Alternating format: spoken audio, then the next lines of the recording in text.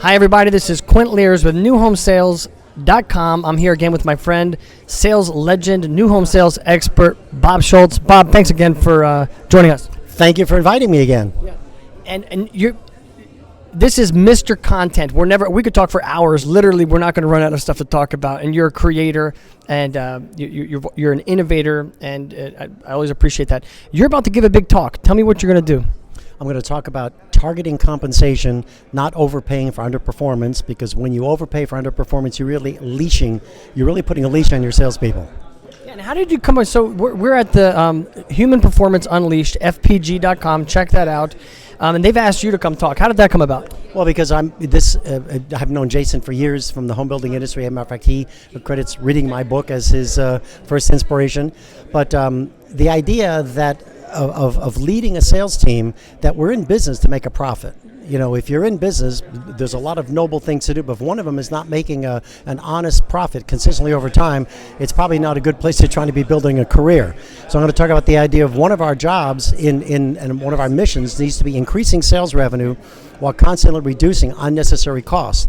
And we find oftentimes, particularly in the home building industry, when the market is good, salespeople can make a lot of money and still not be doing the job right. As a matter of fact, it's been said sometimes it's the highest overpaid unskilled labor. Now that was made as a facetious remark by somebody, but it can be.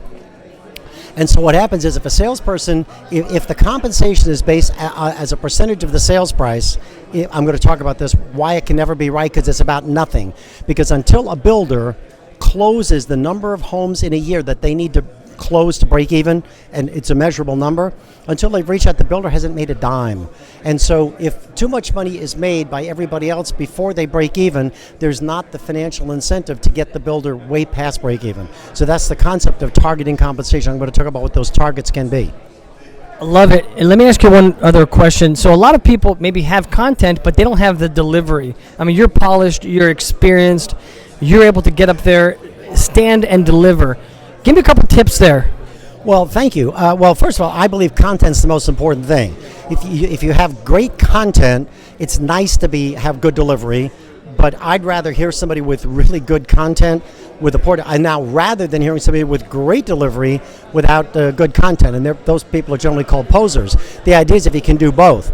But I started out in my early career after college. I was a professional musician. I was a jazz musician, and that was about performing. That was about getting on stage and performing, but also you had to have content. In the world of jazz, it's been said, you better not get on the bandstand if you can't play. Because if you get on the bandstand with good players, they're going to eat you up.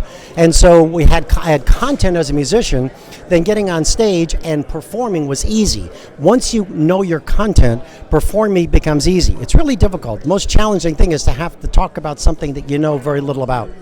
Love it. And I saw you doing push-ups out there in the lobby. Do you always prepare by doing push-ups? Well, what I do is I always think in terms of, I have a mantra, and my mantra is, I am the best in the world at what I do. I'm on my stage, but in their arena. This presentation is not about me as a speaker, it's about the audience. But it's my stage. I own this stage. What I do on this stage is my responsibility, but I'm in the audience is my arena. One of my jobs, and I learned this from listening to great comedians, is to try to bring the audience up on stage. Make the audience a part of your presentation. Don't talk to them, converse with them. And so I jokingly say, Peggy always asks me when you're getting ready to speak, are you ready for this? And I always joke, I've been practicing for this for 40 years. I love it. Well, best in the world. I love that mindset, the confidence that you have. Speaking of which, we're at a big event. You're next up. Do you feel nervous? Do you feel excited? How do you feel? Well, Johnny Carson once, he was asked, do you ever have butterflies before you go out on stage? He says, we all have butterflies, except pros make them fly in formation. Love it. Make them fly in formation. Here again with my friend. Thank you very much. Thank you. Talk soon. Great luck. Quint Lears, newhomesales.com with sales marketing legend Bob Schultz. This is an exciting event. You should be here next time.